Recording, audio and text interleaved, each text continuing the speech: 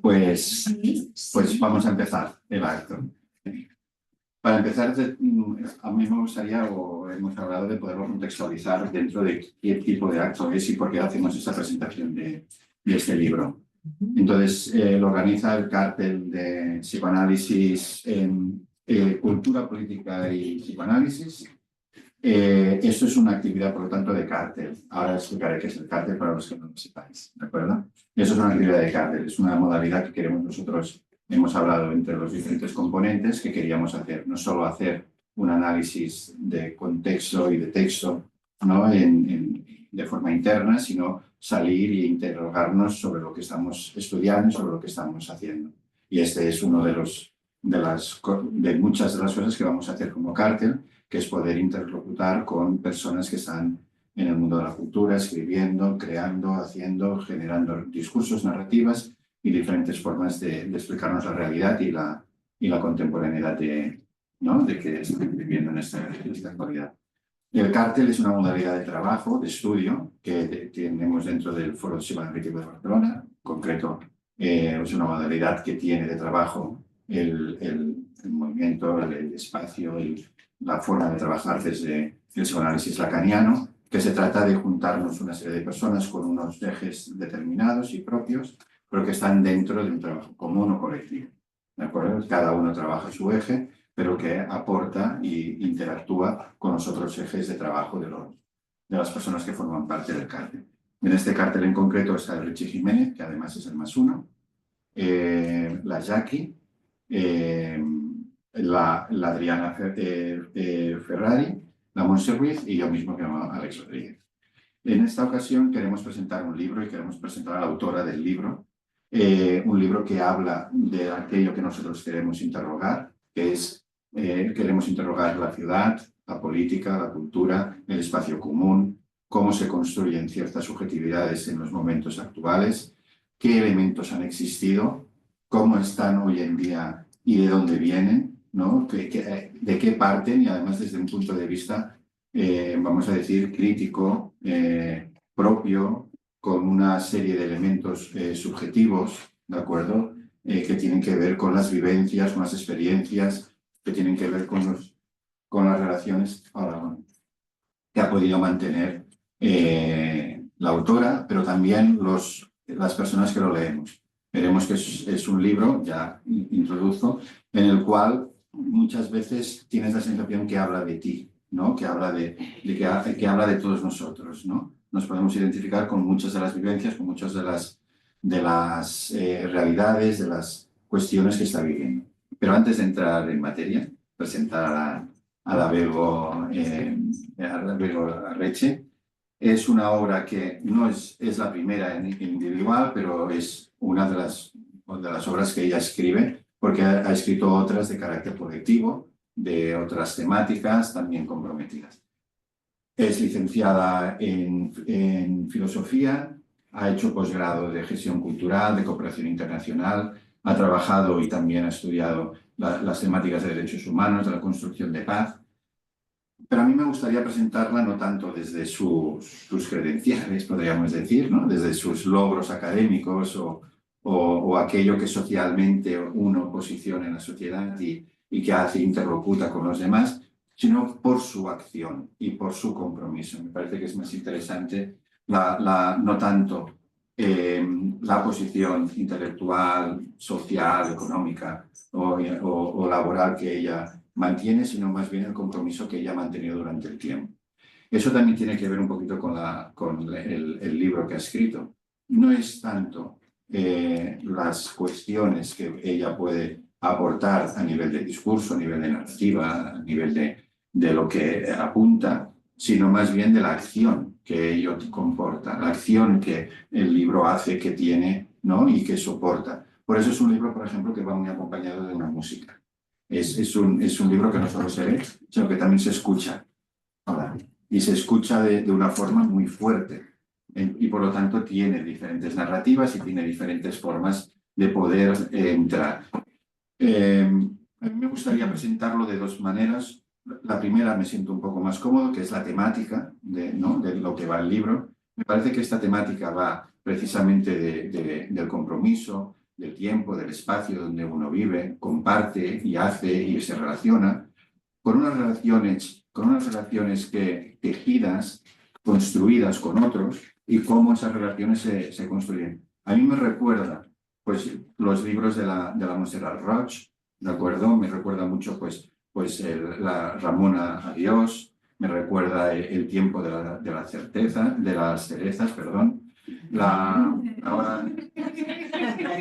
hora violeta, ¿me entiendes? O sea, me recuerda mucho todo este tipo de libros de la Montserrat Roig, que presentaba, ¿no? Un momento, un espacio, un tiempo, ¿no? Presentaba, ¿no? Nos transportaba mucho. Pero también me recuerda mucho a Juan Marcet, ¿no? De las tardes las últimas tardes con Teresa, ¿no? Me parece que también recuerda mucho todo. Es más Marcet que Montserrat Roig, seguro. Es más Marcet que Montserrat Roig. Es más. Pero de Montserrat Roig también tiene, porque está toda la cuestión esa de dar voz a los sin voz, de construir unas formas. Bueno, es igual, ya compartiremos contigo. Pero también me recordaba mucho a Juan Marcet, sobre todo, pues ese libro, ¿no? De Tarde de Teresa. Y os tengo que decir que las últimas tardes con Teresa yo lo leo repetidamente, ¿no? A lo largo de mi vida, ¿no? O sea, no una vez cada año. Hubo un tiempo que lo leía una vez cada año, pero ahora ya lo alargo un poco más, y que tengo la sensación de que ahora lo sustituyo por este.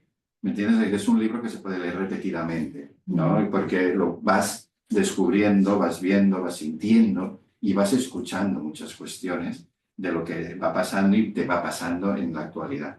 Y también de Candel. También me recuerda mucho a Candel, ¿no? Es de los libros de Candel, como bueno, donde la ciudad ha cambiado su nombre, ¿no? O sea, a mí me recordaba mucho este libro, ¿no? De cómo construía una Barcelona, un espacio común, colectivo, vecinal, donde las relaciones se establecían, donde se tejían complicidades, luchas, etcétera, etcétera, ¿no? Y entonces me recuerda mucho. Me meto en donde ya no me llaman, pero que también quería un poquito introducir estos temas para que la Bego pueda cogerlo por donde quiera, la presentación de ella, que es por la cuestión narrativa, ¿no? Por la cuestión del estilo narrativo. No tanto por la temática. Y entonces aquí me parece que hay como tres, ¿no? Tres formas que podemos identificar. Una, que es cuando habla del pasado, ¿no? Cuando habla del recuerdo, y que como estilo narrativo de escritura me recuerda también mucho. No me voy a meter en hacer una crítica literaria porque no tengo ni el conocimiento ni las posibilidades de hacerlo, pero me recuerda un poco a Bukowski, ¿no? De cómo ella explica este lugar desde lo más crudo, desde lo más relacional, desde las cuestiones más absolutamente vivenciales, ¿no? De la experiencia que Bukowski nos mete muy claramente con su escritura en todo eso, ¿no? De cómo uno vive la vida y cómo la quema, ¿no? y la absorbe, ¿no?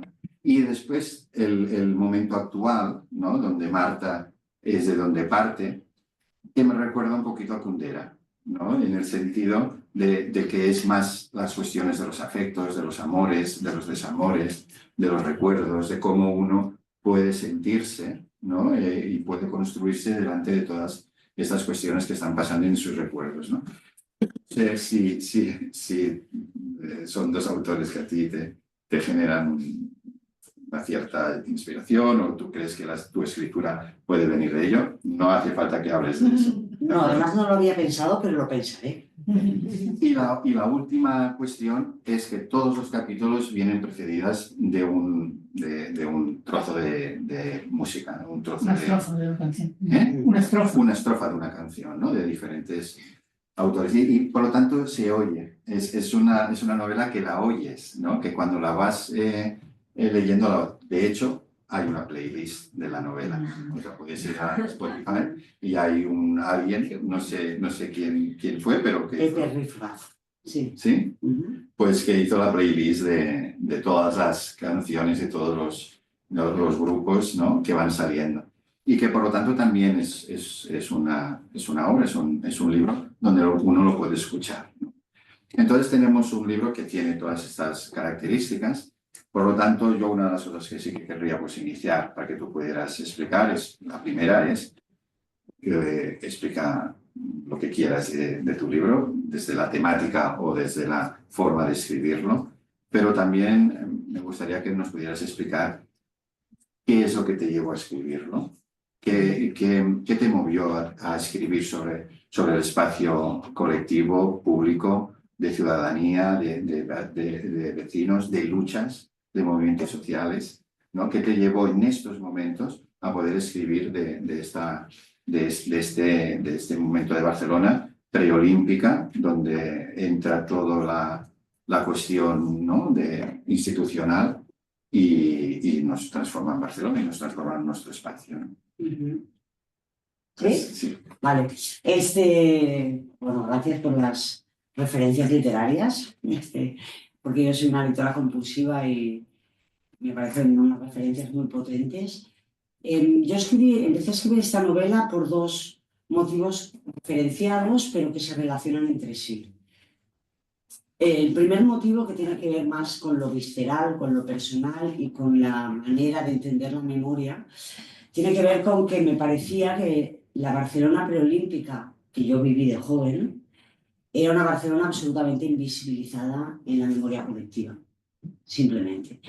Entonces, y estamos hablando de esa Barcelona, sobre todo del centro de la ciudad, una Barcelona donde convivían la luz y la oscuridad, que queda muy así, vamos a poner luz y oscuridad, la complejidad, pero sobre todo convivía pues, la autogestión, los movimientos sociales, en un momento que ya había, digamos, la desilusión democrática, vamos a decirlo así, donde se recomponían los movimientos sociales después del caso Scala y la debacle del anarquismo en la ciudad, que había sido muy importante. Y que además en esta época del movimiento social, que no era mayoritario, que eran minoritarios, pero el movimiento por la insumisión, por ejemplo, acabó siendo muy importante, también convivía con la época de la heroína, la época del SIDA, la época de la creatividad, la época de la explosión del punk, la época de la explosión del heavy metal, yo soy muy heavy, la época de la explosión de muchas iniciativas que después, y de muchas luchas que luego no se han, o por lo menos literariamente, se han trabajado muy poco o se han tratado muy poco, y a mí me parece que además es una época profundamente invisibilizada. Yo creo que las Olimpiadas, digamos que es como si nos dieran el carnet de mayoría de edad de ciudad. Para mí fue un parteaguas, cambió el modelo de ciudad completamente, de eso ya iremos hablando, supongo, a lo largo de este rato.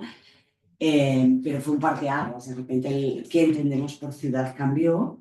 Y entonces yo tenía como una sensación de olvido, de invisibilidad, más que de olvido, de una parte que directamente he vivido cuando tenía 20 años. Pero además, en los pocos documentales o pocos ensayos que se trabaja sobre este tema, a veces me enfadaba un poco porque me parecía que se reproducía mucho los discursos de los héroes y los villanos. Y para mí es muy importante complejizar la memoria y complejizar lo que hemos vivido y poner las luces y las sombras, por lo menos desde mi perspectiva y desde mi vivencia donde tocan. Entonces ese fue un motivo. El otro motivo para escribirla, que entonces la podría haber ubicado en cualquier parte, en cualquier momento, tiene que ver con mi interés por la memoria. No estoy hablando de la memoria histórica nada más así, sino por qué hace la memoria individual y la memoria colectiva. Cómo hacemos ficción desde la memoria. Cómo damos sentido que necesitamos para determinados momentos sobrevivir a determinadas historias y por lo tanto nos contamos nuestra vida de una manera determinada, y cómo eso en un momento dado puede volverse en contra de una como un boomerang. Me interesaba indagar sobre eso, y escribir es una forma de pensar, por lo menos para mí, porque es muy lento, porque cuesta mucho, porque hay que limpiarlo, entonces, sobre todo porque es muy lento, tiene un ritmo muy lento y te permite no estar en esta vorágine que estamos ahora. Y a mí me interesaba indagar, porque me interesa mucho el tema, sobre eso, sobre la ficción, la verdad, la reconstrucción de la memoria individual y de la memoria colectiva. Me parece que introduces dos cosas que me parece que como grupo de investigación nos interesan mucho, ¿no? Que es la parte colectiva común, ¿no? Que es esta primera parte, es de cómo se transforman los espacios, de qué manera, qué elementos son los que nos transforman los espacios y nos hacen vivir y relacionarnos de formas muy diferentes, ¿no? La Barcelona preolímpica, que era una Barcelona con sombras y luces, ¿no? Que tenía una serie de características y de vivencias, y la Barcelona posolímpica, que nos introduce otros modelos de ciudadanía y de habitar la ciudad, ¿no? Y que nos obligan a sentirnos de otra manera, ¿no? Has hablado de la memoria y antes has hablado de esta decepción democrática, ¿no? En el momento de la explosión democrática, de libertades, de que ya habíamos conseguido no sabe muy bien el qué, y vemos que no se consiguen tantas cosas. El otro día hablábamos un poquito en el espacio de los foros, precisamente de esta cuestión, ¿no? De ahora el avance de la ultraderecha, ¿no? Y pensar de por qué ahora en estos momentos está avanzando la ultraderecha. Y se habló precisamente cómo se hablaría en una ciudad preolímpica. Perdón, olímpica, ¿de acuerdo? En el sentido de que se habló de los gobiernos, ¿no? Los parlamentos y las mayorías que surgen o que dejan de surgir. En la Barcelona preolímpica hablaríamos de los movimientos sociales, hablaríamos de las resistencias, hablaríamos de la insumisión, hablaríamos del surgimiento cultural y contracultural, hablaríamos de los espacios de lucha, ¿no? De encontrarnos con los demás. Y hoy en día no, ahora todo está como más reglamentadito, ¿no? Como más limpio todo, ¿no? Y dónde tenemos que oponernos, de qué forma nos tenemos que oponer y de qué manera tenemos que pensar, ¿no? O sea, que hay algo de esta cuestión, ¿no? Que se entrelaza, ¿no? De cómo construimos o cómo los espacios públicos, los espacios comunes, se construyen y nos hacen y nos generan unas formas de relación determinadas, pero cuál es nuestra vivencia, nuestra memoria y cómo nosotros queremos estar. En este sentido, por ejemplo, en esta Barcelona de la resistencia, en esta Barcelona de la oposición, de los movimientos sociales, tenemos que pensar también que es la Barcelona de la solidaridad con muchas revoluciones que surgieron en aquel momento, El Salvador, Nicaragua, etcétera, etcétera, que había también un contexto muy determinado, con esta otra Barcelona, ¿no? Donde los movimientos sociales están de alguna manera en otros lugares o de otras formas, no sé cómo. ¿Tú nos podrías decir alguna cosa en este sentido? Bueno, es que para mí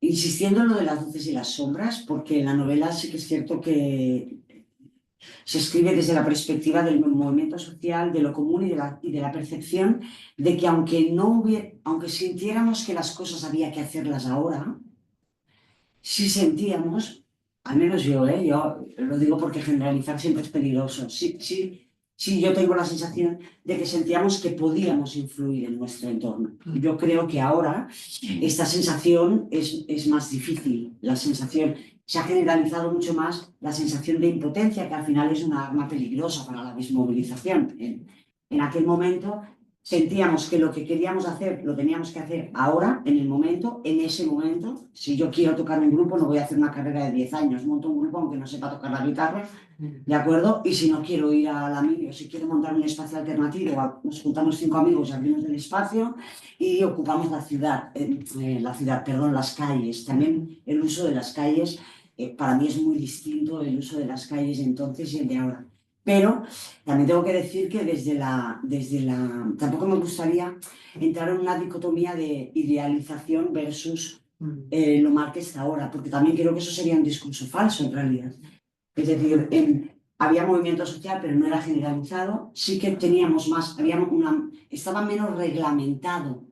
La cotidianidad estaba muchísimo menos reglamentada que ahora en términos de ciudadanía. Pero también había muchísima precariedad, muchísimas diferencias sociales y también en términos de movimiento social y de participación de lo público, también eran 14 años de muerto el dictador. Y eso quiere decir que los cuidados no estaban en el centro, ni nos lo planteábamos. Quiere decir que todos éramos machistas, bastante más que ahora, creo que ahora también, pero menos. Hemos avanzado en algunas cosas. Aunque nos nombráramos feministas, nos faltaban muchas cosas por recorrer. También había clasismo en un momento dado dentro de los movimientos sociales. Entonces no me gustaría tampoco, porque al menos yo no he intentado hacer eso en la novela. Sí que hay un cambio muy importante en términos de ciudad. También se habla mucho, por ejemplo, en aquella época había mucho movimiento, estaban los nazis y corríamos delante de ellos y detrás también, detrás también, en algunos momentos, que éramos bastantes, entonces podíamos correr detrás, ¿no? Pero también había esta violencia de tratar de imponer y de pegar directamente, aplicar la violencia sobre la gente que se salía de determinada manera de ser, digámoslo así. Entonces, bueno, la idea también es explorar eso, por eso la novela también va entre el pasado y el presente, porque no solo habla de cómo habitar la ciudad, pero evidentemente todos los personajes habitan la ciudad. Y a mí lo que me interesaba también era, dentro de estos movimientos sociales y de ese habitar la ciudad, también poner el foco, digamos, en aquellas personas que incluso en los movimientos, en un momento dado, podían vivir la exclusión. Y eso también me parecía muy importante explorarlo, y explorarlo desde la pertenencia, ¿eh? Es decir, desde el amor, herido si queréis, pero desde el amor. O sea, porque yo participaba de esos movimientos sociales y sigo participando. Como sé que la música es un eje tuyo muy importante y además en el libro también está, podríamos también hablar en estos términos que estamos diciendo ahora, ¿no? De la producción, de la generación, de dónde estaba la música entonces y dónde está ahora, ¿no? Tú hablas del Karma, del Tarkus, del San Paganis, ¿no? Hablas de un montón de lugares que han desaparecido. Qué nostalgia, ¿eh? Por ahí, qué nostalgia. ¿No? O sea, de un montón de lugares donde se escuchaba, pero no se escuchaba de cualquier manera, ¿no? Se escuchaba y se participaba, se bailaba, se sentía. La música como motor emocional, como motor ¿no? Donde uno ponía el cuerpo, ¿no?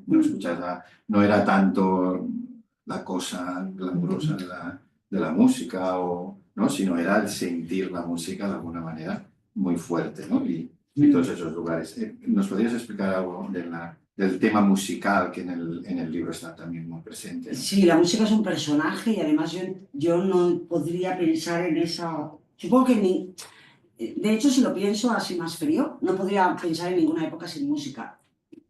Para mí todas las épocas tienen banda sonora, de alguna manera, personalmente hablando, ¿no? Pero en aquella época la música era una forma de vida. O sea, la música se incorporaba como elemento, la música de la que yo hablo, luego habrá otro tipo de música, otro tipo de gustos, pero la música de la que yo hablo implicaba una manera de entender la vida, no nada más era voy a hacer música porque me gusta el arte, sino más bien era una herramienta, una parte de nosotras que nos expresaba, nos lograba expresar. Tanto en términos de denuncia política, esto es más anecdótico, pero había mucho la eclosión del punk, pero también había heavy. Yo ya he dicho que era más heavy que punk, aunque iba a todos los conciertos de punk, por supuesto. Y digamos que también ahí había una diferenciación que hoy no la veríamos tan clara. En aquella época, dicho de una manera grosso modo, la música punk tenía más claro el mensaje político en términos, diríamos, de eslogan. Yo lo diría así ahora mismo. Y la música heavy habla de lo que ahora sí sabemos que es política, que es de la cotidianidad, de la precariedad, de la frustración, de la rabia, del amor, pero entonces se consideraba despolitizada. Creo que eso también es interesante, porque visto con el tiempo no nos lo parece, nos parece que es política porque hemos aprendido que la cotidianidad es política, que lo personal es político, que la forma de relacionarnos también en realidad es político, porque indica una manera de entender el mundo, de ver el mundo y de construir el mundo, pero en aquella época era muy importante, pero sí se hacía esta distinción y lo quería señalar. Pero para mí la música también es un nodo de los dos temas, de los dos motivos por los que he escrito la novela hoy. Me metí en ese berenjenal, ¿no? Uno es porque en aquella época es imposible pensarla sin música, pero la otra es porque la música es un gran detonante de la memoria y la novela indaga mucho en la memoria. Entonces, y es una indagación no racionalizada. La música permite acceder a la memoria por una puerta que no solo es la intelectualizada, sino que es la emocional y es la vivencial y que nos sitúa directamente en el estado emocional de la experiencia, no en aquello, no en la teoría, digamos así, ¿no? Entonces, para mí ha sido una aliada. De hecho, a la hora de escribir la novela escuchaba mucha música y ha sido una aliada absoluta. Y es curioso porque además para escribir, hablando de forma y fondo, para escribir, para trabajar el ritmo de la novela, que es algo muy importante cuando escribes, qué ritmo le buscas en la novela para que tenga correlación con el contenido, escuchaba una canción que no tiene nada que ver con la playlist de la novela, que es Dreams de Cranberries, ¿no? Porque a mí me parecía que el ritmo era el ritmo con el que yo sentía este vaivén entre el pasado y el presente. El ritmo.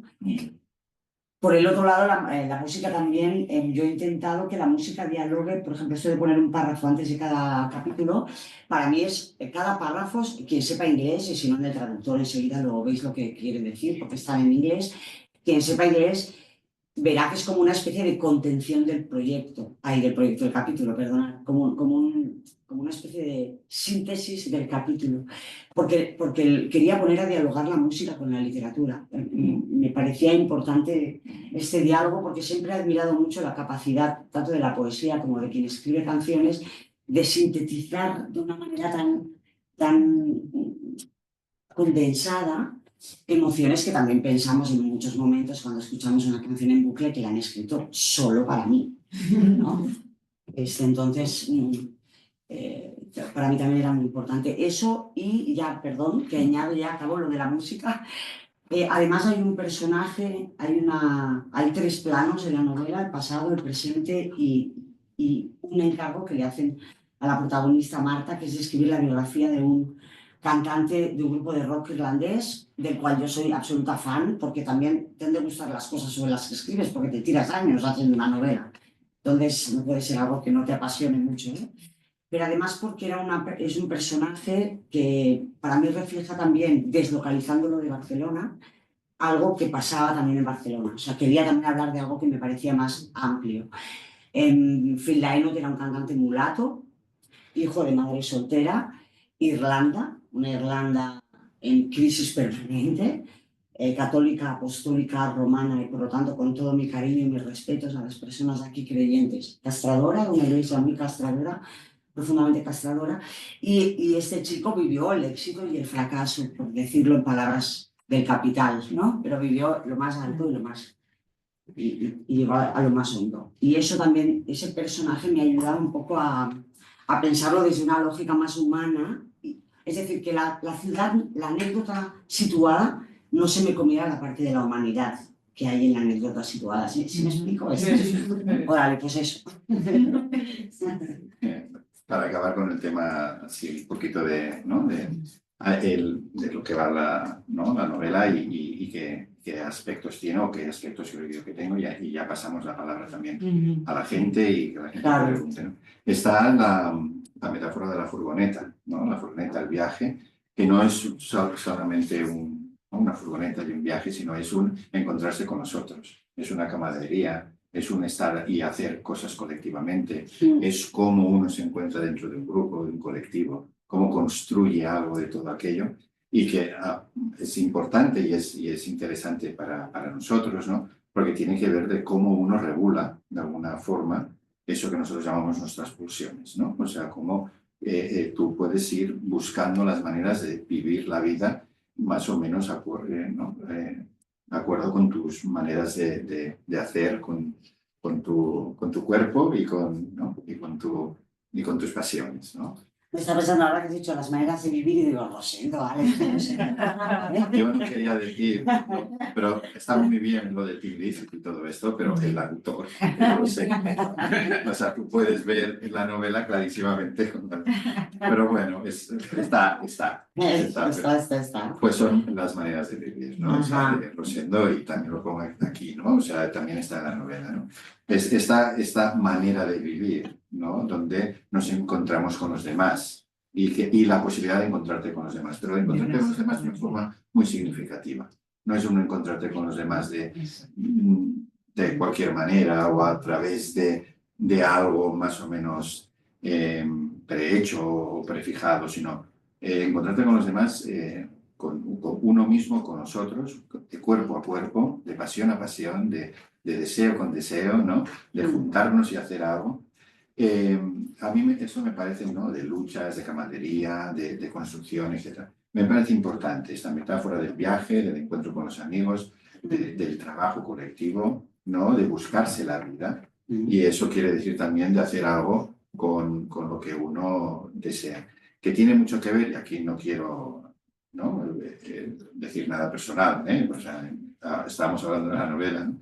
Pero sí de alguna manera de lo que decía al principio en la presentación. No es tanto la posición que uno consigue desde un punto de vista social, ¿no? Ya sea académica o ya sea popular o económica, ¿no? Sino de cómo uno lo ha vivido. Me parece que esto es una de las cosas que yo, que te conozco, sé, ¿no? De que tú le pones muchísima más énfasis a vivir la vida que no al cómo uno es representado y no se sabe dónde, ¿no? Yo creo, es una opinión personal, de que en el mundo de la cultura, por ejemplo, en el mundo de la gestión cultural, de la cultura, de la ciudad, tú podrías haber tenido un lugar de importancia, ¿no? Política y económica, o sea, que has tenido como mínimo la posibilidad de hacerlo y que optaste por decir, yo quiero vivirla, yo quiero estar y apostar por la cultura popular, la cultura de los colectivos, la cultura de la gente, la cultura de las clases populares, ¿no? Etcétera, etcétera, y no de las grandes gestiones de espacios culturales, ¿no? Y me gustaría que hablaras un poquito de esto, ¿no? Porque me parece que esta metáfora del viaje, ¿no? Del encuentro con la amistad, del encuentro con los demás, de la construcción colectiva, me parece que es importante en el libro. Sí, además es que yo creo que es una de las cosas que también hemos ido aprendiendo con el tiempo, ¿no? Que es que los movimientos políticos o los movimientos de transformación o los movimientos críticos o cualquier iniciativa crítica que haya no se puede separar de los afectos. Y yo creo que es una cosa que también estamos aprendiendo, ¿no? Antes no la teníamos tan clara, era todo por la lucha y tú te callas y ya está. Y si te sientes fatal o ninguneado o ninguneada, pues igual lo que importa es la revolución y lo demás ya vendrá mañana, ¿no? O ya vendrá con la revolución. Entonces, la amistad, que ahora tiene ese libro tan maravilloso, vamos a hacer también propaganda de las colegas, ese libro tan maravilloso, Marina Garcés, ¿no? Al final, el libro es un libro sobre la amistad. Es un libro sobre el amor, entendiendo el amor, la amistad como amor también, ¿no? Entendiendo los movimientos sociales también como una forma de amor y en ese sentido afectivo de la palabra, ¿no? Entonces, el viaje, efectivamente, es un viaje, lo podríamos reflejar como metáfora tanto de la amistad como del amor de pareja, del amor en ese sentido, o del amor filial, porque aquí también hay una representación importante de la figura de las madres, sobre todo de las madres, que me interesaba reivindicar de manera consciente. Cómo eso se va transformando, si queremos entender que la vida es un viaje, ¿no? En ese sentido, la furgoneta efectivamente puede ser una metáfora de eso. Cómo se va transformando y cómo también las cosas que nos van pasando en la vida o que les pasan a los personajes con sus afectos y con sus luchas y con sus movimientos, las acaban constituyendo para bien y para mal, ¿no? Según cómo. Es decir, acaban haciendo que seas que te pongas más a la defensiva o menos a la defensiva, que te protejas más con las amigas o te protejas menos, que seas más crítico o menos crítico con los movimientos sociales, etc. Es decir, no podemos quitar nunca del plano lo afectivo, para mí no lo podemos quitar nunca del plano, porque nos constituyen los afectos. Las teorías al final son muy importantes para entender y darnos sentido, pero están cargadas de afecto, para mí no. Les falta potencia si no tienen los afectos. Para pasar la palabra ya a todo el mundo y hacer las preguntas que queráis. Primero de todo, tenéis el libro aquí, lo podéis comprar. ¿De acuerdo? después que acabe, pues lo pedís y ya está. Los de casa, pues lo podéis pedir y se os guardará y se os mandará si es necesario. Sí que querría unirlo un poco con el trabajo que estamos haciendo de Cártel, ¿no? Un poco unir lo que te digo es que esto es una experiencia que estamos teniendo nosotros como trabajo colectivo, una serie de personas que estamos pues pensando e interrogándonos sobre el momento actual y cómo el psicoanálisis está pues pudiendo sobrevivir, vivir o coexistir en los momentos actuales, ¿no? Y este viaje, ¿no? Este viaje de que el psicoanálisis ya tiene un recorrido, ¿no? Ya no estamos en el momento del descubrimiento del inconsciente, sino que ya tiene un recorrido. Los colectivos psicoanalíticos han tenido sus pasos, han tenido sus decisiones, sus luces y sombras, su posición, su entender, etcétera, etcétera. Y me parece que tiene mucho que ver cómo entendemos hoy en día, cómo podríamos entender después de leer la novela, cómo podríamos entender también cómo influye en nuestra manera de entender, ¿no? Algo teórico o algo que lo tenemos por escrito, ¿no? Y son una serie de elementos que tenemos que aprender, pero cómo son nuestras también formas de experiencia psicoanalítica, ¿no? Cómo nosotros nos tenemos que analizar y nos analizamos y hacemos nuestros procesos analíticos, y eso quiere decir cómo nosotros somos subjetivamente de nuestro tiempo, ¿no? Y cómo nosotros también nos construimos en ese sentido con los contextos que nos dan hoy en día los espacios colectivos. Ya paso la palabra a todos vosotros que estáis aquí.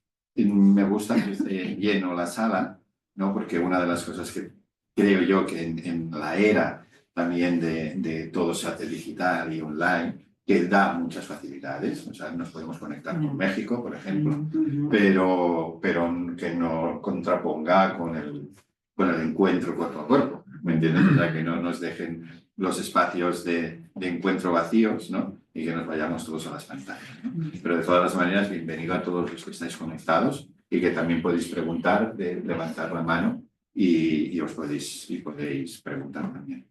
Adelante. También.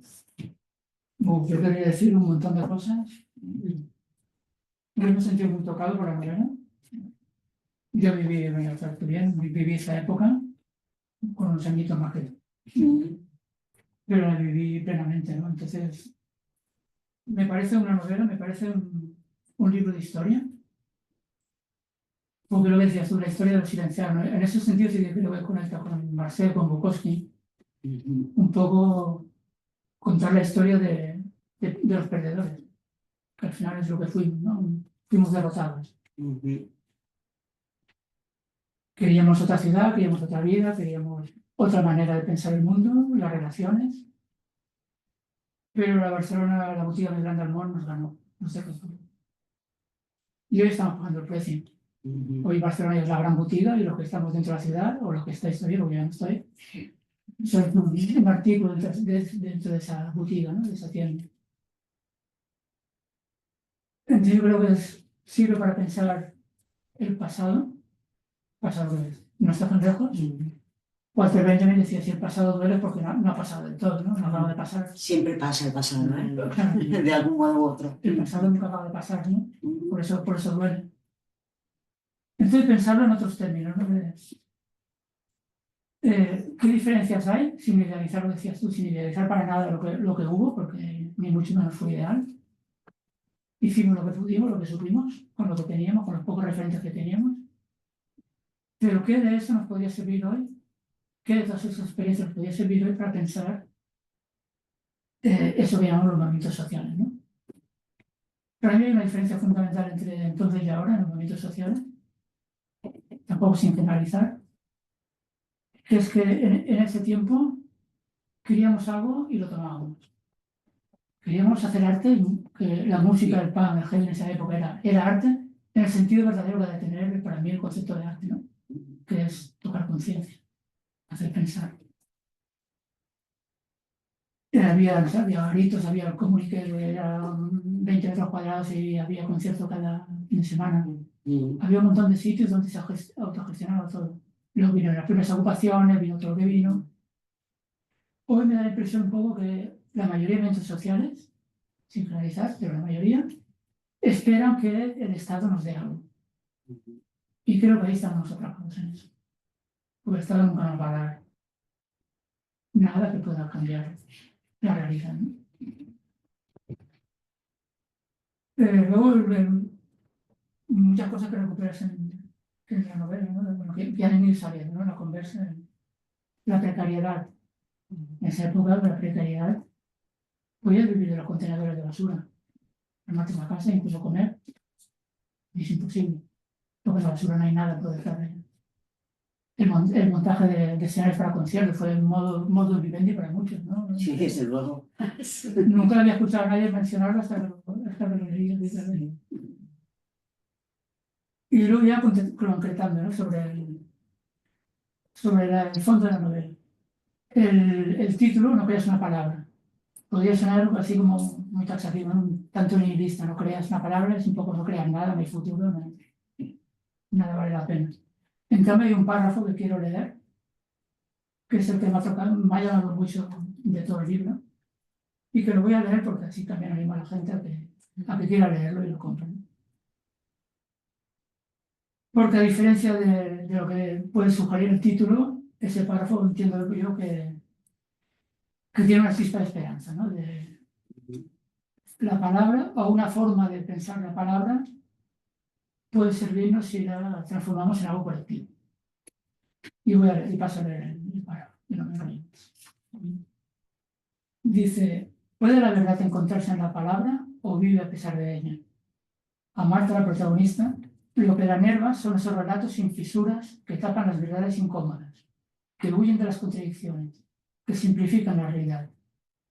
¿En qué palabra creer? ¿En la propia? ¿En la de los otros? ¿Es más fiable la mirada ajena? Quizás sea necesario sumar muchas palabras, muchas miradas distintas, para acercarse a la verdad. No sé qué puedes decir. No, qué bueno, porque además nos hemos dejado la pregunta del título, ¿verdad? Que es la gente muchas veces me pregunta, oye, pero ¿por qué pones no creas una palabra? Y tiene que ver justamente con este párrafo, efectivamente, ¿no? Entonces, literalmente, no creas una palabra, es la traducción literal de una canción de Tim Lizzy, Don't Believe the Word. Pero me venía al pelo, ¿no? Me venía al pelo. Es una canción de ironía sobre el amor y me venía muy al pelo para la novela. Entonces, el no creas una palabra tiene que ver con la credulidad y la creencia en la propia palabra, en la propia vivencia y a partir de ahí la colectivización de la vivencia. Una, porque soy mujer.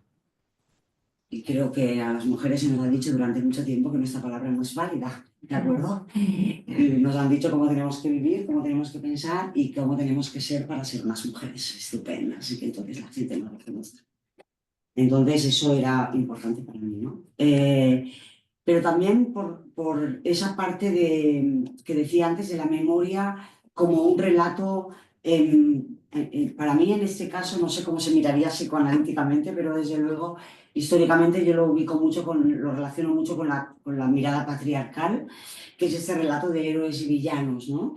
Este relato de buenos y malos, sea quien sea, desde donde lo cuente, da igual, va a cambiar quiénes son los buenos y los malos. Esta cuestión de las dicotomías, de los no matices, de los no grises, ¿no? En que se impone como discurso, ¿no? Y que también se vivió mucho en el franquismo y que hemos tenido mucha herencia de eso y seguimos teniendo, ¿no? El relato que se nos cuenta. Entonces, hay una parte de no te creas ese relato, porque el relato o se construye colectivamente o no es. Eso por un lado. Y por el otro lado también, a mí me ha interesado mucho a nivel individual, que eso supongo que vosotros lo trabajáis mucho como psicoanalistas, es la maravillosa capacidad de ficción de la memoria. Pero para mí la ficción no es mentira. Es esa búsqueda de sentido en un momento dado que nos permite narrarnos lo que nos pasa. Pero también me interesaba cómo esa ficción en un momento dado también se puede volver en contra, que es como aquello de que en un momento dado te ayudó a sobrevivir. Creerte una narración sobre ti mismo, sobre por qué hiciste las cosas en un momento dado, cuando tú ya estás en otro momento, eso se te vuelve en contra. Eso también me interesaba mucho. Entonces, esta es la parte colectiva de quién impone el relato. A mí eso me preocupa mucho, quién impone el relato y cómo nos hacemos de... Y eso tiene que ver con la invisibilización que decía antes. Si una época de Barcelona se invisibiliza, es que no existe. Si no existe, se está negando una palabra, se está negando un relato. Y dentro de esa Barcelona invisibilizada también negábamos relatos, que eso también me importa a nivel de responsabilidad personal. Los yonkis, ese relato está negado. Las familias que perdieron a gente de sobredosis, este relato está negado. La gente que murió de SIDA, el SIDA sigue siendo tan estigmatizado como entonces. A mí que no me digan que no, porque no es cierto. Entonces, eso también se niega. Entonces, también me interesaba interpelarnos a mí misma mientras lo escribía. Y bueno, yo también creo que el arte ha de servir por lo menos para interpelar, ¿no? Más que para decir el qué, para interpelar o preguntarnos cosas. Y entonces también me interesaba mucho el decir, bueno, ¿qué de las dinámicas del enemigo, perdonad ahora por simplificar el discurso, pero qué de las dinámicas del enemigo reproducimos? Y eso tiene que ver también con qué voces negamos nosotros en nuestro día a día, tanto en el pasado, que lo hacíamos, como en el presente. Por eso el libro también va entre el pasado y el presente. Entonces me interesaba esa parte individual, pero también esa parte colectiva. Y yo sí creo que cuantas más, o sea, la verdad se acerca una desde la emoción, creo yo, y la otra desde lo colectivo, ¿no? Fíjate que has introducido el tema de la palabra. Es algo que nos toca a nosotros de una forma clara, ¿no? Como psicoanalistas que trabajamos con la palabra y con lo que dicen las personas, ¿no? Antes introducíamos, ¿no? De qué diferente hubiera sido un título que hubiera sido "No te creas ni una sola palabra", ¿no? O sea, si hubiera sido otra cosa. No te creas ni una sola palabra, tendríamos más que sobre una posición ética en relación a nuestro momento o a nuestro, ¿no? En cambio, no te creas una palabra, tiene que ver más bien con esta posibilidad de emancipación que uno tiene de poder identificar aquello con lo que uno se quiere emancipar, ¿no? No te creas esa palabra que te hace ser como, ¿de acuerdo? Que es una imposición. Que es una imposición. Nosotros hablaríamos, por ejemplo, del significante amo, ¿no? De cómo uno se puede separar, identificar ese significante que te hace, ¿no? De hacer y repetir siempre algo que te está poniendo. Y que no es nada fácil. Y que no es nada. Por eso hay que preguntárselo y abundar en eso, ¿no? Y has introducido también el tema del SIDA, de los yonkis y ¿no? de esta también forma social de presentar el malestar y de presentar la resistencia desde el malestar, ¿no? Y me parecía que también el libro es interesante cómo lo tocas y cómo lo narras. Yo quería decir una cosa en ese sentido, es una cosa que también se intenta, y yo ya me diréis vosotros cuando lo leáis o los que lo habéis leído si se ha logrado o no, pero para mí también era muy importante señalar el prejuicio como herramienta de control.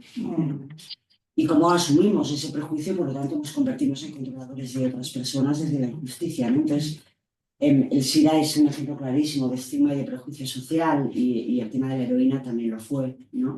Como tantos otros, ¿eh? Pero lo que me interesaba era ir un poco más allá de eso, es cómo el prejuicio y el estigma generan miedo directamente, debemos ser señaladas y el miedo es una fabulosa, y eso lo sabemos y lo vemos hoy en día, herramienta de control social, ¿no? Y herramienta de domesticación, digamos así, todo lo contrario de la emancipación, ¿no?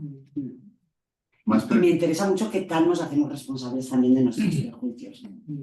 Más preguntas, la gente del cártel. Sí, a mí me interesaba mucho, y antes lo has dicho, primero agradecerte porque la manera en la que vas exponiendo y en la que vas haciendo el relato de la creación de esta obra me parece magnífica. Me imagino que a todos nos dan, yo no lo he leído aún y dan ganas de decir, bueno, me voy, que tengo que ir a leer. Pero también de alguna manera yo llegué un poco después a vivir en esta ciudad, pero también viví parte de todo eso. Y me parece que es muy importante la cuestión de los afectos y lo colectivo, y asociado, lo pensaba con este tema que tú hablabas de la invisibilización, ¿no? A mí me resultaba, ahora es parte de, pero me llamaba la atención, ¿no? Como si Barcelona, eso, siempre hubiera sido esta gran botiga, como si nunca hubiera sido otra, ¿no? La Rosa de Foc.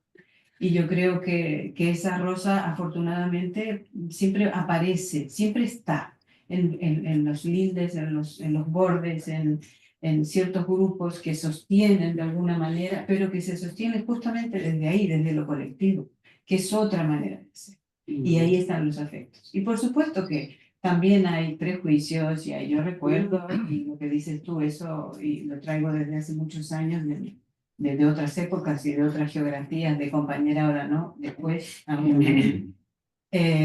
pero que es muy importante la cuestión de los afectos, y en un momento dado podía verse como no toca ahora, ¿no? Yo recuerdo las ocupaciones al inicio, fue mucho después con las generaciones más jóvenes que nacieron los espacios de cura, de cuidado, y sobre todo que nacieron desde los grupos de mujeres. Antaño, no, había que pelear primero, o sea, después nos cuidaremos. Y eso ha generado pues una fuerza que se mantiene y que me parece que es muy valiosa y que también es parte de lo que se invisibiliza. Pareciera que no existe o que no existió y está muy presente, afortunadamente. Está. Que no es una mayoría, a mí me parece que es lógico que no lo sea, pero está ahí. Pero es muy... Eso es lo que comentas esto, perdona, pero... porque esta invisibilización tiene una razón de ser que deberíamos desentrañar, ¿no? Claro, Que eso es lo importante. El movimiento por la insumisión fue un movimiento potentísimo. Sí. Y un movimiento que se gestaba en las calles y que se gestaba desde el miedo, porque eran chavales, lo digo porque yo soy mujer, chavales de 18 a 19 años que le van a un juez y le decían: yo no voy a la mili sin saber si te ibas directo a la cárcel, porque hubo una represión selectiva, arbitraria, que es la manera también de generar miedo, muy fuerte. Pero sin embargo fue un movimiento importantísimo que ganó la batalla, no la guerra. Las guerras nunca las hemos ganado, como decía. Pero ganó la batalla porque la mili dejó de ser obligatoria, aunque no la guerra, porque mirar cómo nos estamos rearmando y de aquí las tormentas y estos lodos, ¿no? Pero también es importante visibilizar esa manera colectiva. No es gratuito que estos movimientos se visibilicen, pero no solo eso. Las madres contra la droga eran mujeres que estaban en los barrios populares, que aquí no salen como tal, sale una madre que se busca la vida, pero mujeres de barrios populares que no sabían lo que era la heroína, que no sabían lo que era la metadona, que no entendían lo que les pasaba a sus hijos, que se politizaron, algunas ya venían de luchas populares, otras no, pero que se organizaron y que tuvieron una fuerza de interlocución importantísima, donde están en la historia de los movimientos colectivos las madres contra la droga de Madrid, de Galicia, de la mina, ¿no? Pero incluso la insumisión también. Yo he escuchado gente más joven decir, bueno, cuando se abolió lo de la mili, así como si hubiera sido un decreto del Estado. Exacto. Y eso es historia recientísima. Y esa memoria, no. Claro, y además es que esa memoria, que es la memoria entretejida, porque se hace colectivamente, se hace en el día a día, se hace con el amor, el desamor, la dificultad, la frustración, la injusticia, la justicia.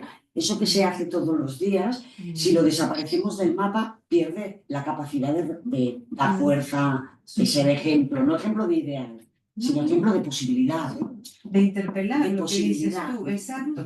Esa es otra cosa que me parece fundamental, cómo los relatos, estos relatos hegemónicos, generan esa historia, esa ficción, pero desde un discurso amo que queda como, no sé qué suena, que queda como es así y siempre ha sido así, ¿no? O sea, siempre hay una especie de linealidad histórica, esa horrible frase que dice, bueno, es lo que hay, y no es así, no es así. Entonces eso es muy importante. Espacios como estos, ¿no? Donde nos encontremos a través de una ficción tan verdadera, que nos podamos encontrar e interpelarnos. Una cosa que has destacado que también me parece muy importante, interpelarnos, preguntarnos y compartir esa pregunta, ¿no? Tampoco como un automachaque, sino ¿qué surge de eso en esa lucha cotidiana, claro, de alejarse, salir del escenario y ver qué hay ahí, ¿no? ¿Qué me atrapa? Yo haría una pregunta, no a ti, sino al público un poquito. Vale. Es de esto que hemos estado hablando, que este libro, que esta novela nos hace reflexionar, nos hace pensar, más allá del valor cultural que tiene, ¿no? Que es que nos hace pensar sobre la palabra, sobre lo colectivo, sobre el pasado y el presente, sobre el uso de la memoria, etcétera, etcétera, todo lo que hemos estado hablando. es, de alguna manera, interrogarnos a nosotros como colectivo, digo el colectivo de psicoanalistas, ¿no? ¿En qué forma nosotros podemos también vernos como colectivo en este tránsito, en esta furgoneta, ¿no? En este ir haciendo, ¿no? Nosotros somos un movimiento social o no somos un movimiento social. Es pregunta que me hago también como cártel. Nosotros podríamos ser un movimiento social de emancipación, ¿no? Como pueden ser pues, los movimientos vecinales, las madres que luchaban contra las drogas, etcétera, etcétera. Nosotros como colectivo de profesionales, de gente que piensa, que vive, que está y reflexiona sobre lo contemporáneo, somos un colectivo social, un colectivo de emancipación colectiva o no, ¿no? Somos un colectivo profesional, ¿no? Gremial, donde nos luchamos por nuestros propios intereses, ¿no? Bueno, es una reflexión. No, digas. No, es que a lo que yo me refiero es de que como colectivo, ¿no?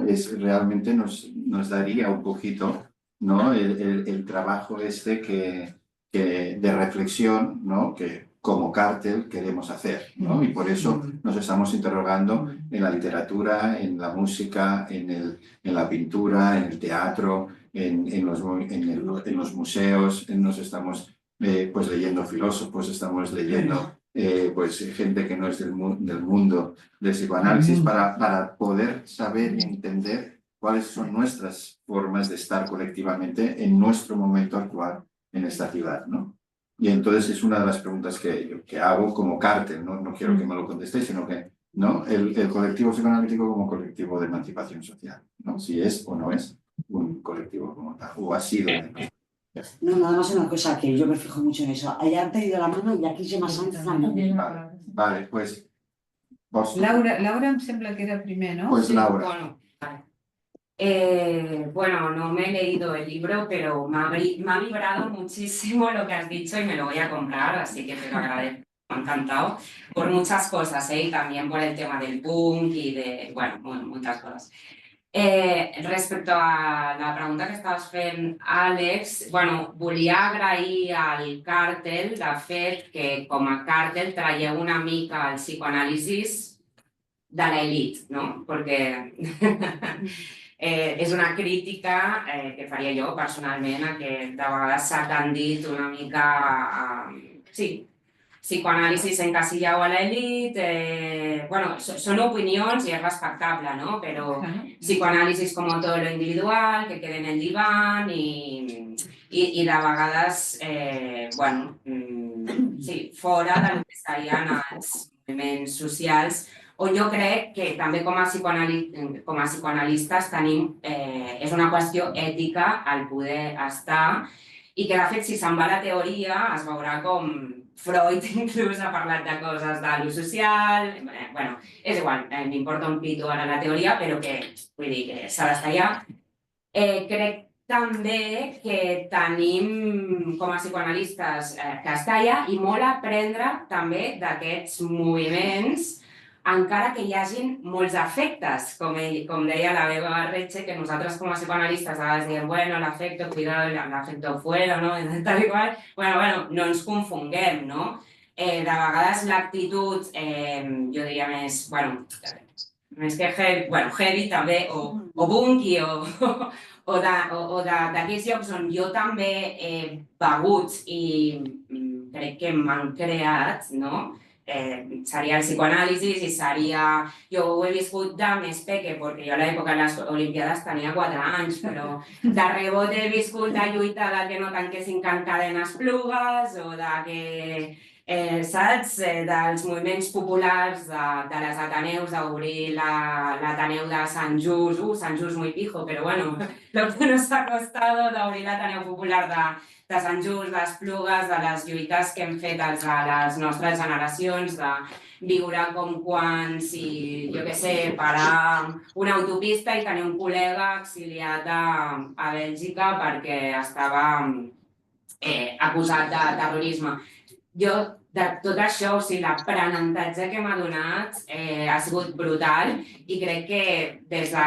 O sigui, el psicoanàlisis també s'articula amb això i que podem aprendre d'això també com a actitud perquè avui en dia diem, hi ha una crisi també entre el psicoanàlisi a la pública. Això també és algo popular, saps? Vull dir, hi ha molta gent que si no tenen molta pasta no poden accedir a molts llocs. Pues una mica el tema de que no ens espantin tant els efectes o són una mica potent en alguns moments a dir un poquito de mambo, saps? Que no per això deixarem de ser més psicoanalistas y, bueno, actitud.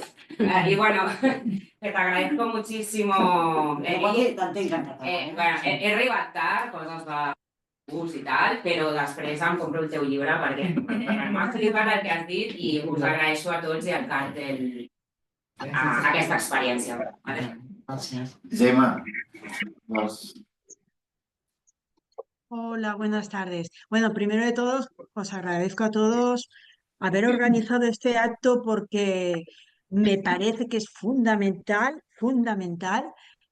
traer este discurso colectivo al psicoanálisis porque creo, lo digo así, estamos en números rojos, creo sinceramente, ¿no? Y la importancia de lo que ha dicho Bego, ¿no? Del deseo colectivo. Quien ha participado, y supongo que todos habéis participado de alguna manera, en algún movimiento social, en algún partido político, es igual, en un grupo de trabajo, tal, el motor que da el deseo colectivo es bestial. O sea, yo creo que nunca he sido tan feliz como cuando he participado de un deseo colectivo, ¿no? Y la importancia que tiene también, que es lo que ha dicho Laura, o sea, ya lo ha dicho Laura, pero lo voy a matizar un poquito con mis palabras, ¿no? ¿Cómo incide todo lo colectivo en el bienestar emocional o mental del sujeto? Que a veces no se tiene en cuenta o no se tiene suficiente en cuenta y no se hace un discurso desde el psicoanálisis incidiendo mucho en eso. ¿Cómo las personas van a estar bien? Si tienen que pagar, por ejemplo, en una ciudad como Barcelona, que se ha convertido efectivamente en un parque de atracciones, 600 euros por una habitación, ¿va a estar bien? Es que no se puede estar bien. Lo siento, o sea, por mucha historia y mucho, no se puede estar bien, por mucha, incluso si uno haya tenido mucha fortuna en la vida y haya tenido una buena historia, dijésemos familiar o, vaya, la de los inicios, ¿no? No se puede estar bien. O sea, eso incide en el sujeto, le crea angustia, eso crea muchísima angustia, por no hablar de los trabajos precarios, etcétera. O sea que me parece súper oportuna la pregunta que has hecho tú ahora. Disculpa que no sé cómo te llamas, el que está al lado de Bego. Alex. ¿Cómo? Alex. Alex, pues te agradezco esta pregunta a todo el colectivo de psicoanalistas, porque creo que nos tenemos que poner, los que somos estudiosos, psicoanalistas o lo que sea, las pilas con este asunto y ampliar mucho el discurso del psicoanálisis a lo social, hacer crítica social desde el psicoanálisis y a Bego le aplaudo la idea de haber traído este libro y la idea de la memoria colectiva, cómo incide también en la memoria individual y esta idea sobre todo también del deseo colectivo, cómo a todos nos puede, porque solos no hacemos nada, esa es la gran verdad, solos no vamos a comprar el pan. O sea, es que nos necesitamos los unos a los otros. O sea, está muy bien todo esto de la subjetividad, pero es que la subjetividad se crea a raíz de los otros. Y cómo nos ayudamos o nos ayudamos, ¿no? Y estamos en una época que el discurso, o sea, el discurso político que hay y el discurso incluso económico, ¿no? De los mercados no nos ayuda para nada, al contrario, nos aparta de todo lo que es colectivo y de ese amor tan bonito que decía Bego, ¿no? El amor filial y de la amistad. Gemma, que has aportado unas cosas que me parece son interesantes también conjuntamente con ella, que es el tema del compromiso, ¿no? O sea, yo no iría tanto contra el concepto de sujeto que desde el psicoanálisis hemos construido y tenemos, porque el concepto del sujeto se opone clarísimamente al individuo. y a la cuestión del individuo. Y me parece que el sujeto tiene que ver con el compromiso, ¿no? Y entonces el sujeto se construye en compromiso con el otro y con el gran y el pequeño otro, ¿no? Y entonces me parece que es reivindicar el sujeto psicoanalítico como un concepto, pues como decíamos, ¿no? Emancipador, revolucionario y transformador de la época en la que nos está tocando vivir, ¿no? Que pone el sujeto en el lugar del individuo, y eso es lo que tenemos que evitar desde... Por eso también os decía, pues ¿por qué no podemos pensar el psicoanálisis como un movimiento social, como un movimiento de... Total. como un movimiento emancipador, en el sentido de que pone sobre la mesa ciertas maneras de entender. En ese sentido también el concepto de calle, ¿no? que también la Bego ponía, ¿no? O sea, ocupábamos la calle o de espacio público, ¿no? O sea, ahora tenemos el espacio público, ¿no? Antes teníamos las calles, pero ahora tenemos el espacio público. Eso es otra cosa. En el espacio público se hace aquello donde está regulado por alguno. Ahora tenemos los centros cívicos y ahora tenemos los parques donde juegan los niños y los parques donde están los perros y los parques donde pasean los viejos. ¿De acuerdo? Pero no se pueden mezclar niños, perros y viejos porque no, el espacio público está de alguna manera delimitado, regulado y delimitado. Cuando ocupábamos las calles era otra cosa. Y me parece que eso es una de las cosas en que me olvidé. Monse. Bueno, yo primero agradecerte, Begoña. No he leído el libro, lo voy a leer. Yo formo parte del cartel también con el que Alex nos sugirió leer tú. Pero yo creo que lo que ocurre con el psicoanálisis, ¿no? Hay muchas orientaciones y luego cada psicoanalista, ¿no? Es que yo creo que hay muchísimo desconocimiento también en lo colectivo, en lo social, de la potencia subversiva que tiene en sí mismo un psicoanálisis, un tratamiento psicoanalítico uno por uno. Y lo voy a decir, lo que falta, desde mi punto de vista, es que justamente los psicoanalistas nos encontremos de verdad, en espacios como este, pues con otros creadores y que tratan la palabra. Porque al final, has hablado del tratamiento de la palabra.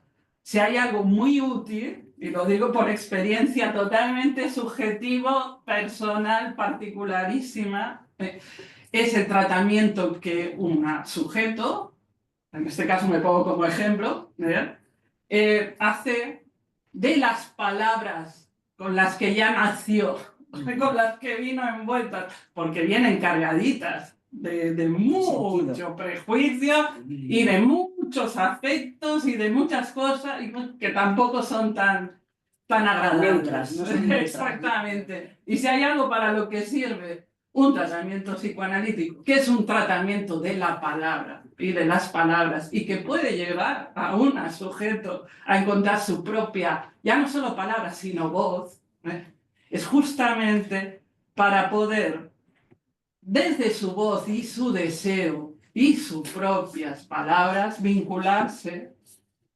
con otros y hacer del espacio común en el que se producen este tipo de encuentros con escritores, artistas, sociólogos, ¿tal? Algo que realmente resulte útil en lo social.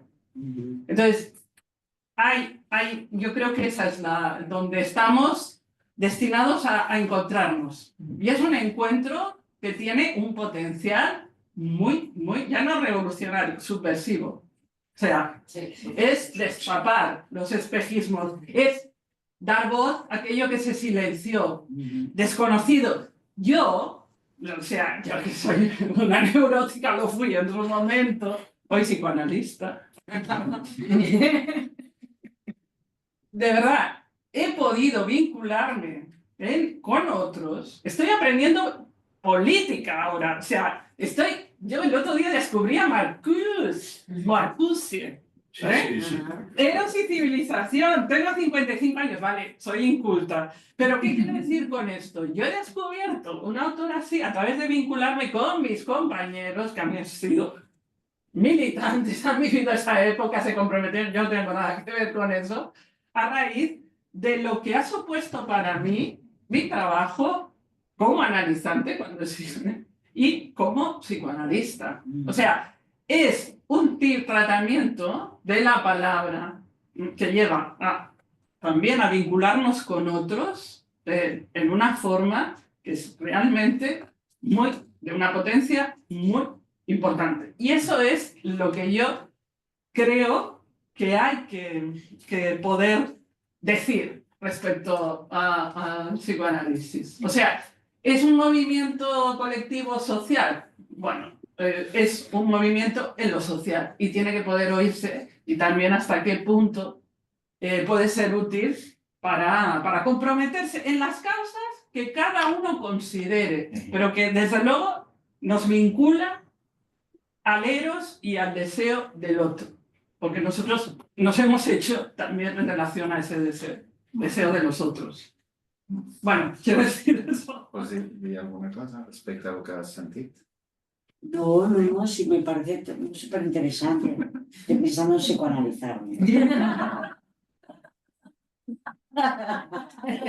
Ahora eso, De eso se Lo que trata. estáis diciendo, yo creo que será recuerda una frase de Sartre que en un momento determinado dijo: nunca fuimos tan libres como cuando luchamos contra los nazis.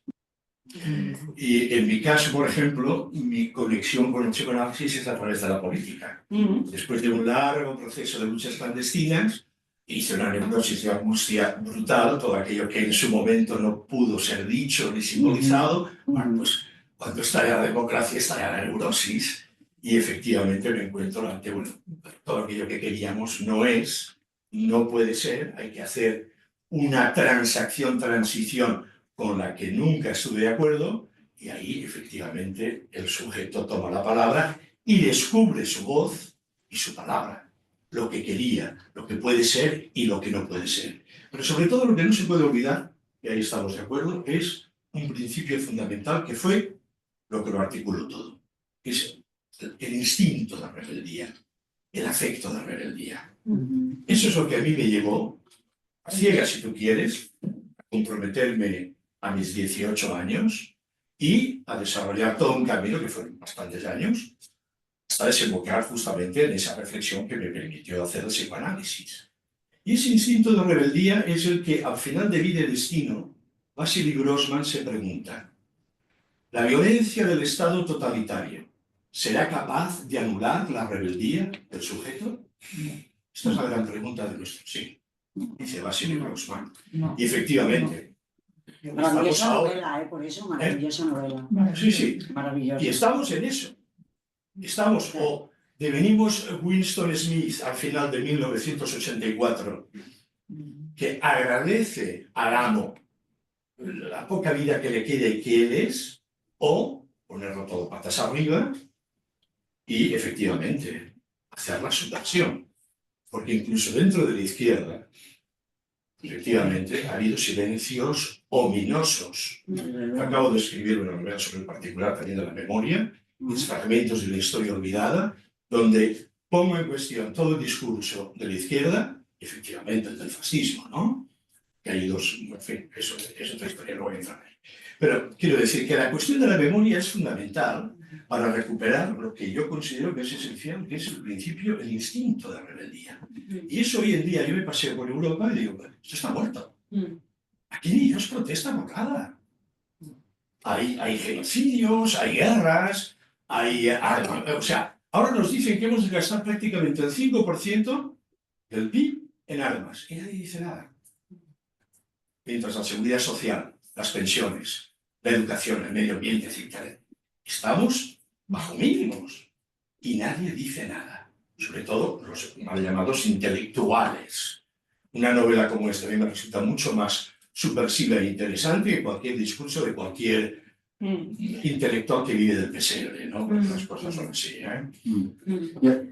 Perdón, que antes has dicho que es que no había dicho nada, pero es verdad, y luego he pensado que qué antipática soy, ¿no? Digo no, y quería sí que comentar una parte del tema, un tema que a mí ya me desborda un poco, pero en el sentido vuestro, más vuestro, para mí sí que es importante.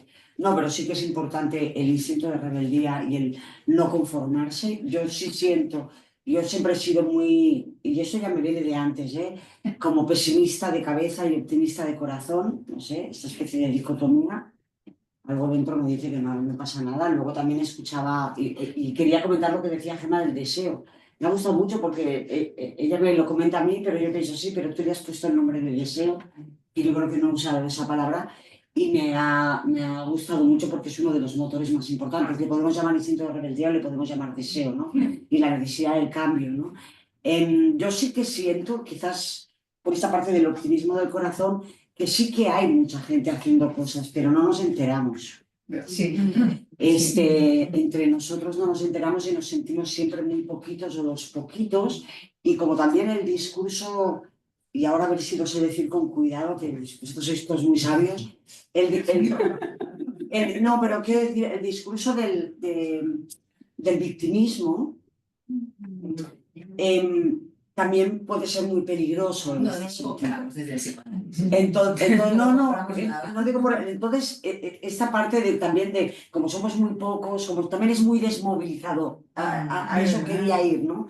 Entonces, a veces yo tenía un amigo que decía, Bego, si el problema es que somos muchos más y los tenemos rodeados, pero no nos damos cuenta, ¿no? Decía este amigo, el Luis del Palomar, seguro que sabéis quién es. Entonces, yo en ese sentido siento que este instinto de rebeldía y este deseo también es, este malestar también es poder ubicar dónde están estos nodos, porque es cierto que quizás no hay una movilización generalizada y en otros momentos pudo haber más movilización, pero sí existe gente que está tratando de hacer cosas, ¿no? Y pienso que es importante también localizarla, encontrarla y compartirla de alguna manera, porque hay... Sí. Sí, yo solo quería, en relación a lo que decías, Hola. nadie dice nada, pero solo un Un comentario. momentito. Solo un Crash. comentario, Me parece que quiero hablar Crash. Un momentito. Un segundo. Que, No os preocupéis, espero disculpar. No. Volvemos solo esto, ¿no? Que volvemos a lo de la invisibilización. Claro que hay gente haciendo y haciendo mucho y poniendo el cuerpo cada día. Pero claro, pero no está en lo cotidiano, en las noticias, en el no sé qué, pero sí que hay, claro que sí. Por eso antes me permití decir, y como estábamos aquí en lo de Barcelona con la Rosa de Foc, sí que hay, continúan, sí. Crash y vamos. Sí. Hola, ¿qué tal? ¿Me oís bien? Estoy en Sí. casa y la verdad es que sí, perfecto. Bueno, saludar a Alex, va a ser imposible ir a vernos, pero nos conocimos en el Anti, en el Prat. Yo soy Xavi, que lo tengo privado esto así, la verdad que supongo que yo tengo tan buen recuerdo de vosotros que en fin, no quería perderme esta oportunidad de decirle a todo el mundo que está hoy compartiendo la reunión que compren el libro. Yo voy por la página 74, Marta se acaba de pedir una cerveza y en fin, el libro está genial, lo estoy disfrutando, me está trayendo muy buenos recuerdos y por hacerle una pregunta a Bego diferente, preguntarle porque la presentación de un libro es un tema bastante duro y ¿qué tal lo estás llevando, Bego?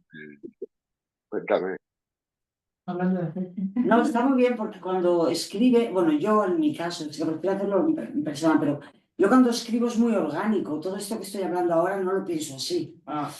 O sea, eso viene después. Viene cuando empiezo a hablar con otros y otras sobre la novela. Y me hacen preguntas y entonces yo, lo que de alguna manera orgánicamente yo estaba buscando, estaba sintiendo y estaba pensando también, le voy dando como forma, ¿no? Entonces,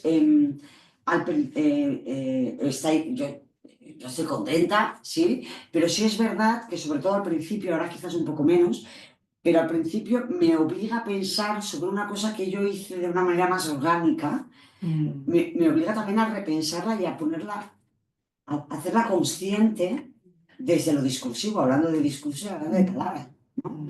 Entonces, y eso es un esfuerzo mental, desde luego, ¿no? Incluso a veces hay preguntas que pienso, espera, ¿sí? ¿No? ¿O no?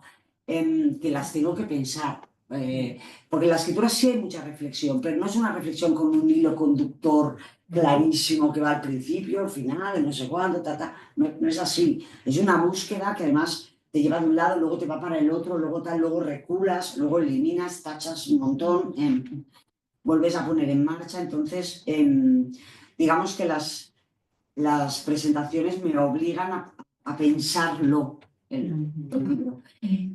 Pero a la vez me aportan mucho, porque de repente se me ocurre, cuando yo lo acabé de escribir, uno escribe con preguntas, es una manera de pensar. Decía antes, y es así, escribe con preguntas. Pero cuando acaba no tiene respuestas, tiene otras preguntas, por lo menos tiene otras. Las otras ya se quedaron, bueno, estas ya está, más o menos. Ya está, ¿no? Entonces, con las presentaciones me está pasando lo mismo, Xavi, que es que me generan nuevas preguntas y entonces quiero poner en movimiento otras escrituras o otras cosas para las nuevas preguntas, porque me está generando nuevas preguntas hablar sobre el propio proceso, ¿no? O sea que tendremos otra novela. Bueno, tengo preguntas.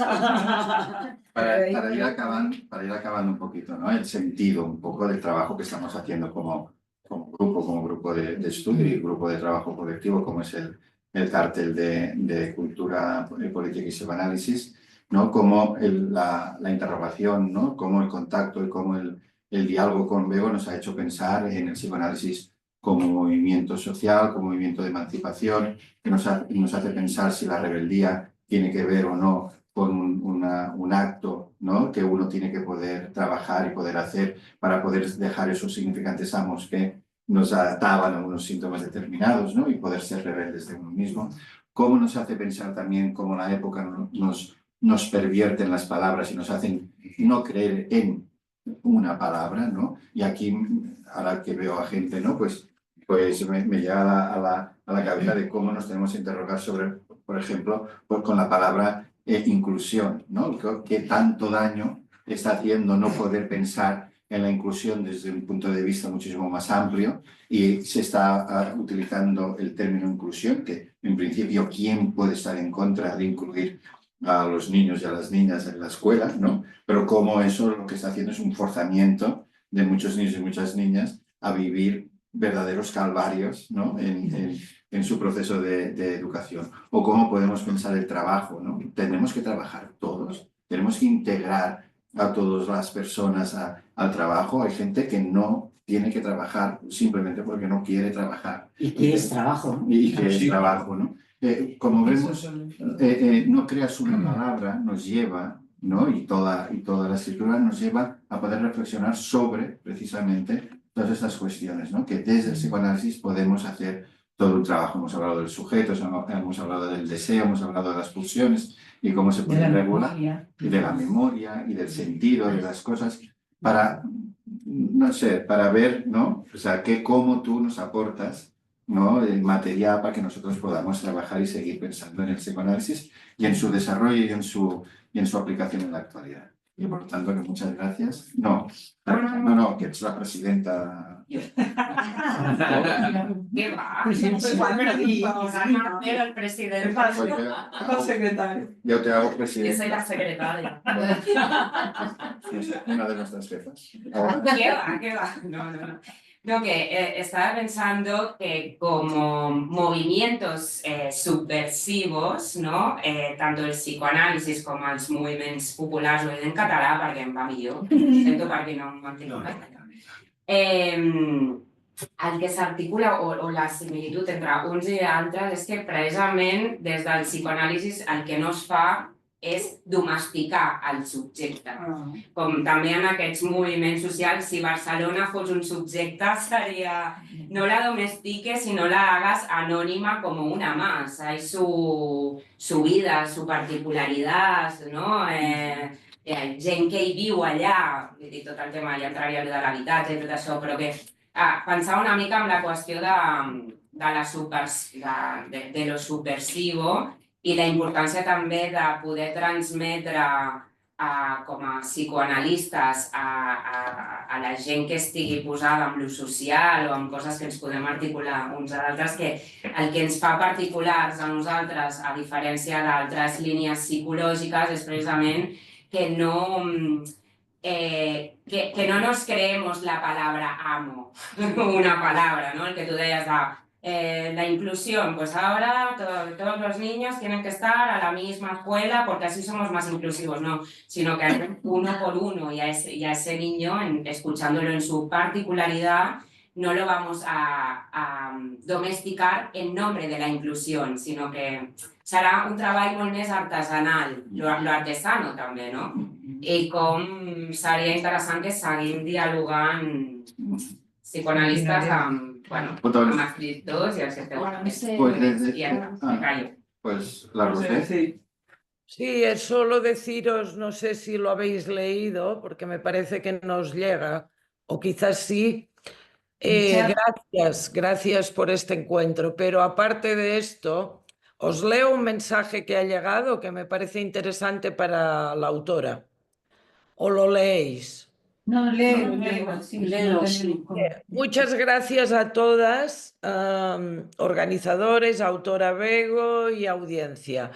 Abrazo desde Montevideo, Uruguay. Hoy mismo pediré el libro a mi hija de Barcelona para compartirlo en la Facultad de Humanidades en el Seminario de Investigación, Emociones, Narraciones y Ciudadanía, coordinado por la doctora Elea Mozelewski. O sea, Begoña, que tu libro va a viajar a Uruguay.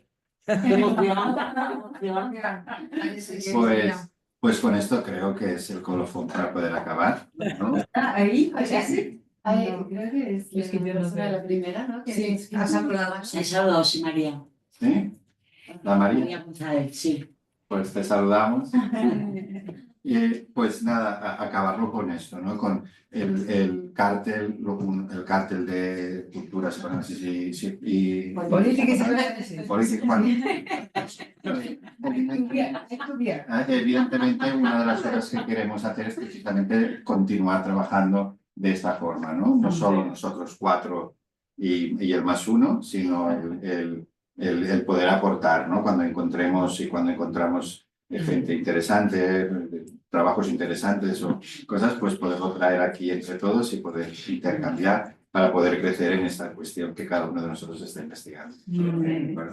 Por eso, si tenéis sugerencias, también las podemos explicar. Eso es importante, claro. Pues aquí tenéis el libro para quien lo quiera comprar. Sí,